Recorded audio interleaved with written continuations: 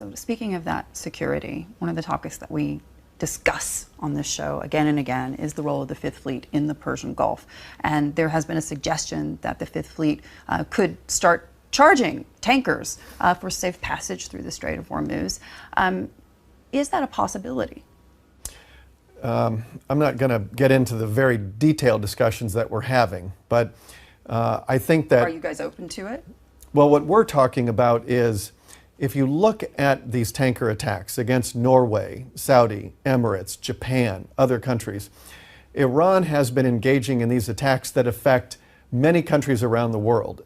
This is not limited to the United States and Saudi and UAE. I think what's required is an international response. And so much of the oil that goes through the Strait of Hormuz finds its way to Asia.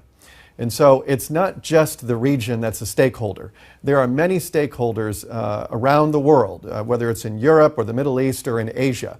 And we think it's important to have an international response to this. And we think that there's an opportunity for countries to play a role contributing to maritime security so that we can deter any future attacks on by Iran on oil tankers. Are we talking about China potentially? Because at the end of the day, it seems as if the United States is funding the security of oil supplies to Asia.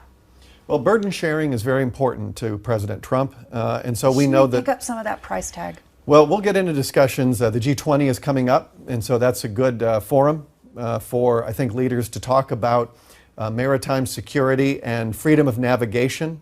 That's a very important principle that I think countries need to support, not only in words, but also in deed. So you believe that the United States would be open then to countries like China participating in the Persian Gulf? That'll be a decision I think that the Secretary and the President will make, but I think the key thing is we know that countries in Asia rely on freedom of navigation in the Strait, in the Gulf of Oman, in the Persian Gulf, in the Strait of Hormuz. And so when Iran is conducting attacks against oil tankers in the region, it affects not just Fujairah, and it affects much of the world, especially as we see, in oil prices.